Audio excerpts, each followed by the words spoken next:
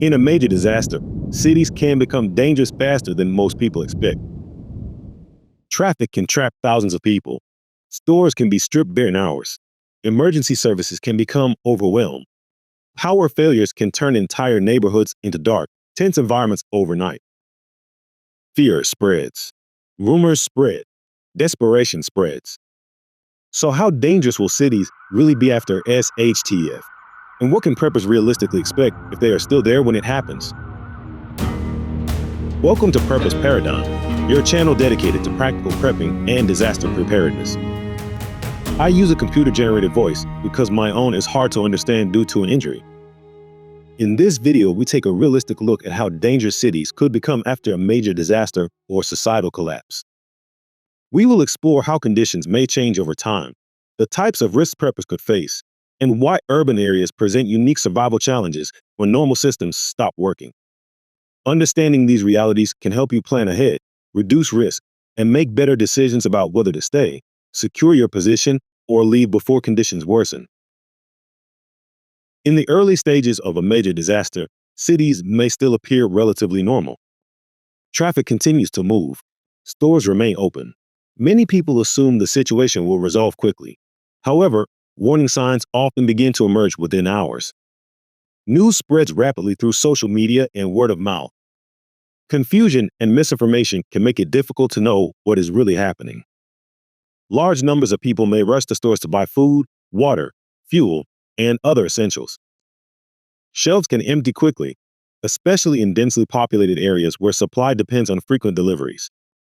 Long lines may form at gas stations as drivers try to fill their tanks before shortages begin. Roads and highways can become heavily congested as people attempt to leave the city or travel to collect supplies and family members. Traffic accidents and stalled vehicles may block key routes, making movement slow or impossible. In some cases, emergency services struggle to respond to calls because they are overwhelmed by demand or affected by the disaster themselves. Power outages can begin during this stage, particularly if infrastructure has been damaged or if demand exceeds supply. When lights go out, security systems, communications networks, and electronic payment systems may also stop functioning. Businesses that rely on digital transactions may close, limiting access to food and supplies even further. Tension can rise as uncertainty grows. Some isolated incidents of theft or disorder may occur, especially in crowded commercial areas. While widespread violence is not guaranteed at this point, the situation can become unpredictable. For preppers living in cities, the first 24 hours often represent a critical window for gathering information, securing resources, and deciding whether to remain in place or relocate before conditions deteriorate. As the first few days pass, the situation in many cities can begin to change more noticeably. Supply chains that normally keep urban areas functioning may slow down or stop altogether. Supermarkets that were already running low on stock may now stand largely empty. Fuel deliveries may fail to arrive, forcing gas stations to close or ration what remains. Power outages can become more widespread and last longer. Without reliable electricity, refrigeration fails, food spoils, and communication becomes more difficult. Mobile networks and internet services may suffer disruptions, making it harder for people to access accurate information or contact loved ones. Water systems may also come under strain.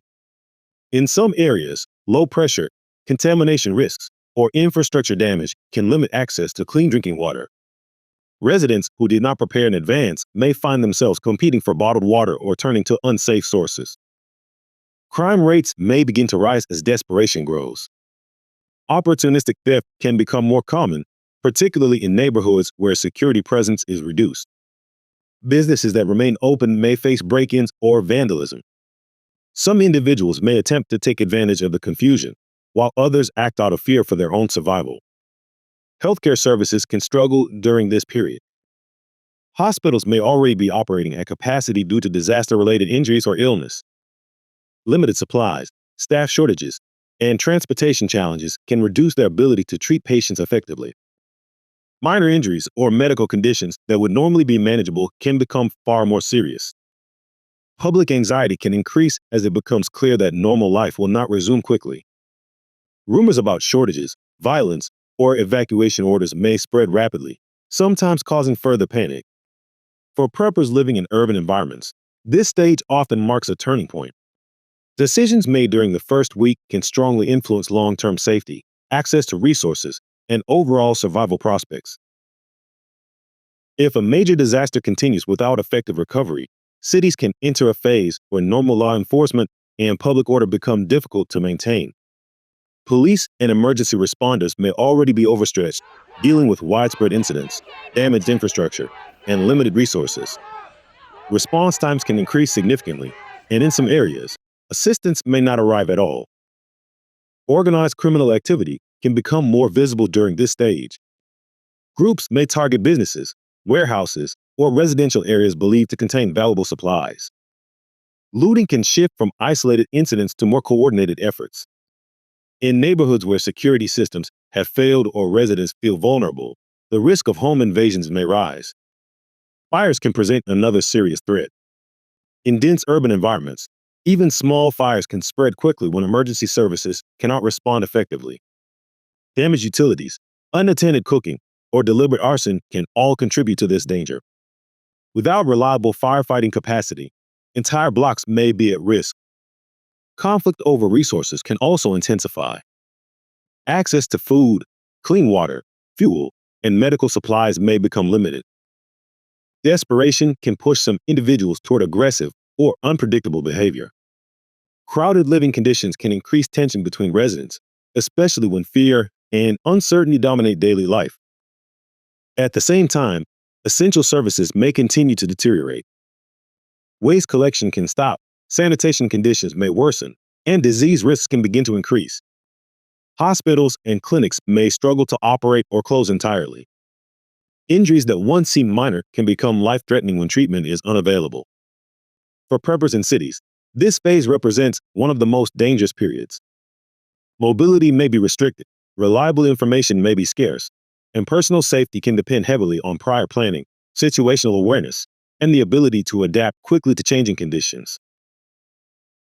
If a disaster or collapse continues for weeks or months, the dangers in cities can change in nature. Immediate chaos may give way to a prolonged struggle for basic survival. Without regular deliveries of food, fuel, and other essentials, urban areas can become extremely difficult places to live. Food shortages may worsen as existing supplies are consumed or spoiled. Many cities rely on constant transportation of goods from rural regions and distribution centers. When those systems fail, local production is rarely enough to support large populations. Residents who did not prepare in advance may face hunger or malnutrition. Access to clean water can also become a major concern. Infrastructure damage, lack of treatment chemicals, or power failures can reduce the reliability of municipal water systems. Collecting and purifying water may become a daily challenge, especially in densely built environments with limited natural sources. Sanitation problems can increase as waste disposal services stop functioning. Garbage may accumulate in streets and around buildings, attracting pests and creating health risks. Poor hygiene conditions and overcrowding can contribute to the spread of disease. Medical care may remain limited or unavailable, making even common illnesses more dangerous. Infrastructure that once supported comfortable urban living can gradually deteriorate. Public transport systems may stop running. Elevators and heating systems may fail. Buildings may become unsafe due to neglect or damage. In colder climates, lack of reliable heating can pose a serious threat during winter months. Psychological stress can also play a significant role. Living in an environment where resources are scarce, safety is uncertain, and the future remains unclear can affect morale and decision-making. For preppers, long-term survival in a city often requires careful management of supplies, strong situational awareness, and realistic planning about whether remaining in place is sustainable. Not every city will experience disaster in the same way. The level of danger after SHTF can depend on many factors, including population size, location, infrastructure, and local resources. Understanding these differences can help preppers assess their own risk more accurately. Large metropolitan areas may face the greatest challenges. High population density increases demand for food, water, and medical care. When supply chains are disrupted, shortages can develop quickly. Congested roads and limited evacuation routes can make it difficult for residents to leave once conditions worsen. Smaller cities and towns may have certain advantages. Lower population density can reduce competition for resources and make movement easier. Some communities may also have closer connections to nearby agricultural areas, which could improve access to food. However, smaller cities may also have fewer emergency services and less infrastructure resilience, which can create different risks. Geography can also play a major role. Coastal cities may face additional threats such as flooding, storm damage, or disruption of port facilities. Inland cities may be less vulnerable to certain natural hazards but could still struggle with extreme weather, infrastructure failure, or economic disruption. Climate conditions can influence long-term survival prospects, especially in regions with very hot summers or harsh winters. Economic inequality within cities can affect how different neighborhoods experience disaster. Areas with stronger security measures, better housing conditions, or greater access to resources may initially cope more effectively. Other neighborhoods may experience higher levels of crime, unrest, or hardship sooner. For preppers, evaluating the specific characteristics of their own city is an important step. Factors such as population trends, transportation routes, local industry, and nearby natural resources can all influence how dangerous urban life may become during a prolonged crisis. When facing the risks of urban collapse, one of the most difficult decisions preppers may encounter is whether to remain in place or leave the city. Both options carry advantages and dangers, and the right choice can depend heavily on timing, preparation, and individual circumstances. Bugging in may provide the benefit of familiar surroundings and access to stored supplies. A well-prepared home can offer shelter, security, and protection from exposure to hazards outside. Travel during a crisis can be dangerous, especially when roads are congested or public order is uncertain. Remaining in place during the early stages of a disaster may reduce the risk of becoming stranded or caught in volatile situations. However, staying in a city can become increasingly difficult if shortages worsen or security deteriorates. Limited access to food, water, and medical care may eventually force residents to consider relocation. High population density can increase competition for resources and raise the likelihood of conflict. Bugging out early may allow preppers to avoid the most dangerous phases of urban disruption. Leaving before major shortages or unrest develop can make travel safer and provide better access to fuel and supplies along the way. Those with a planned destination, such as a rural property or trusted safe location, may improve their long-term survival prospects by relocating in time. At the same time, bugging out carries its own risks. Travel routes may become blocked, fuel availability may be uncertain, and arriving at a destination without adequate preparation can create new challenges. Sudden evacuation decisions made under pressure can also lead to mistakes. For many preppers, the key lies in having flexible plans and clear decision points. Monitoring conditions, maintaining situational awareness, and acting before options become limited can make a significant difference when deciding whether to stay or leave during a crisis.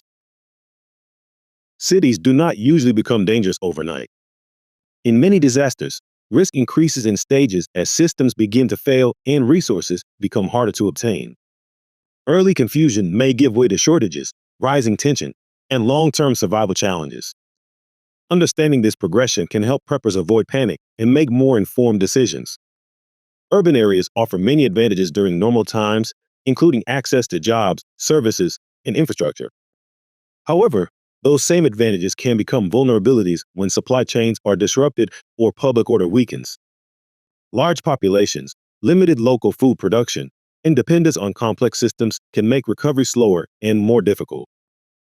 Preparation does not guarantee safety, but it can significantly improve resilience.